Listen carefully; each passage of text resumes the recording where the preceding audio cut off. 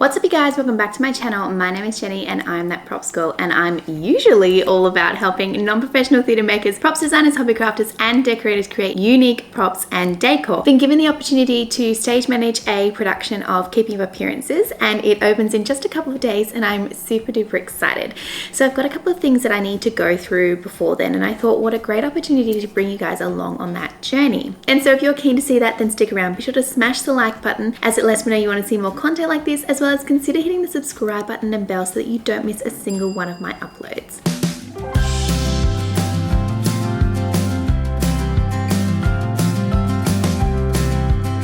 Now I apologize, it's actually raining outside quite horrendously, so the lighting is not grand and it's going to keep changing, so I apologize in advance for that.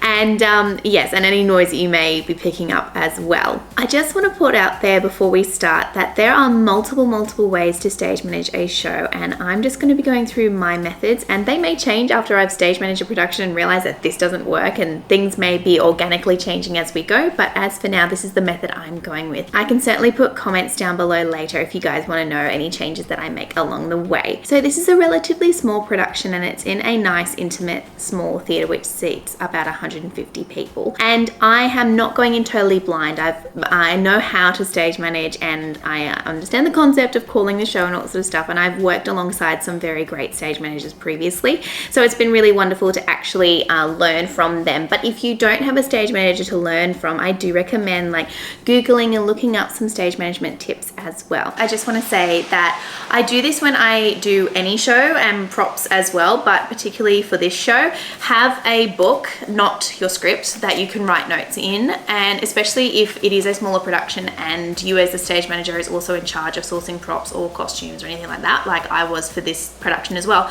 it's good to have them in different color codes and that sort of thing, and just to have a book that if you're in the middle of a run, like last night we were in the middle of a dress rehearsal and I needed to write down a couple of things, and I could just flip to a page and write it down. I also like to have a book, and I use the same book where I keep my running times as well for the show, and yeah, so it's just really helpful. So notepad, book, whatever, it's just I find really handy. My script, this is sometimes known as the prompt book. I call mine prompt copy because the stage manager or assistant stage manager, depending where you are, but normally the stage manager would be prompting if an actor misses a line. So I've got all these different colored tabs in here and they tell me different things. The red ones are all of my sound cues. The blue ones are my actors on cue cues. So that's when I call for an actor to say this character on cue, to say come down to the stage you're about to go on. And the green ones are my staging and lighting cues. There's not that many lighting cues in this production because it's a play, so I didn't want them to get confused with my sound ones.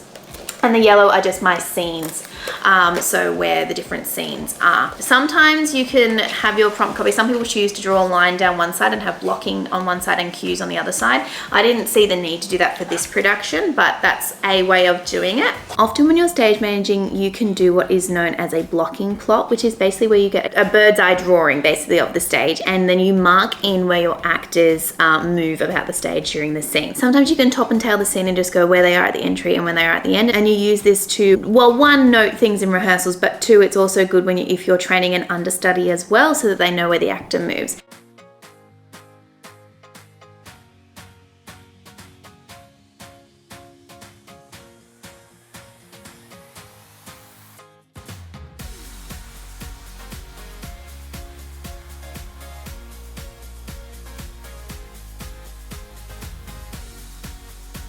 You have one side, I've got all the lines and the dialogue, and then on the other side I've got cues written in. So this one is Liz and Emmett exit on OP, which is opposite prompt, which is stage right, and like Onzo and Daisy on cue. So, and Hyacinth exits through this door, like those sort of things. So all of my actor blocking movements, they have broken lines across there, and that's so, and they're also further across this way. That's so I don't look like see a line and think that there's a cue coming up. That's another reason why I put tabs on the top of the pages, so I know that if I see a red tab on the following page, there will probably be a standby or a actual cue. It's your job to cue the lighting, sound, actors, anything that needs to happen, fly cues if you've got them. And so I like to put my standby cues in at least, you know, like half a page before they're meant to be. Some people like to do it sooner. Chat with your operator because they may like it to be sooner. Some people may like more time. I'm still working out when that is. I went through in rehearsals and put in all of my standby cues and my actual cues, but what you don't do in rehearsals is put in any numbers, because that can change when you get into the theatre, and that's something that you need to sit down with your lighting and sound person. Luckily, like for us, it's one and the same, because we're using a program that allows you to cue them both at the same time, but that's not always the case. And so what you would do is, when it comes to your standby cue, it is really getting really heavy outside. I'm so sorry about that banging. When it gets to your standby cue, you would sit and say on comms, standby cue 13 or standby LX lighting cue 14. And then when it comes to the cue line, you say cue blah blah go, so cue 14 go, and they will use that as your follow-on cue. Now normally they're not supposed to do the cue unless you call them, because you may have held back for a certain reason. Sometimes the lighting operator will be so trained that they'll just go anyway. If you miss a cue, it's something that you got to learn to work out, but it's a really fun journey. So I'm actually going to go through my prompt copy now, because I've got to go and make some edits, because it's a document, a live document that changes as you go. So I've got to go and change a few cues and neaten it up a little bit. I wrote a note in here somewhere yesterday saying fix this mess, and that's another thing as well, that the things that you need when you're stage managing are a ruler to draw your lines, a pencil and an eraser.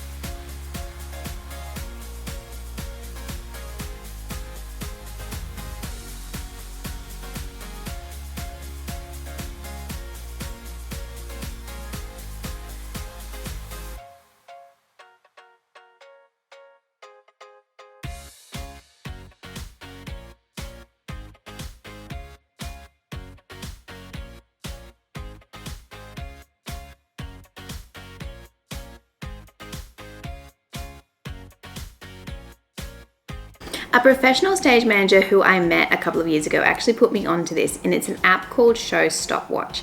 And basically what this is an app that you can have on your phone, and you can call the show from it.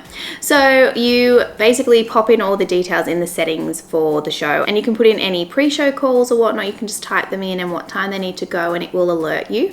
And so once you're ready to go, you basically press start a show, and then when the house opens, you press house open, and so on and so forth, including clearance calls, when act 1 starts, when interval starts, and you can time how long you want interval to be, and it'll help you keep on track as to how long the show is. You'll know if you go over time or under time or all that sort of stuff. So I find it's really helpful. And if you're doing a musical or a show that has scene changes, you can set a timer as well, which can help you track how long that scene change actually happened. And because it keeps a record of your previous show times, and I like to take a screenshot of them just in case the data gets lost, but because it holds a record, you can actually track and see if your scene changes get faster. It's not a free app though, so you do have to pay for it, but it's not that expensive.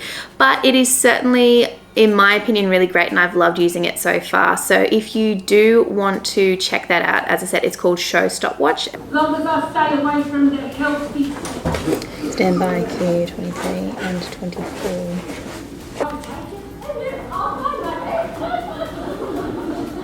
23 go. 24 go. Standby cue 20.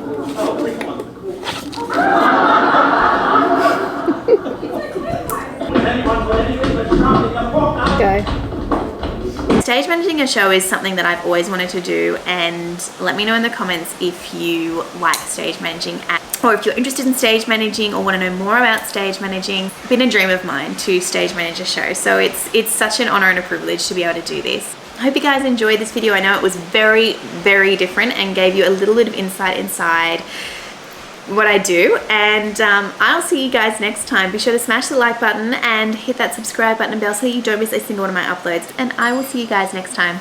Bye.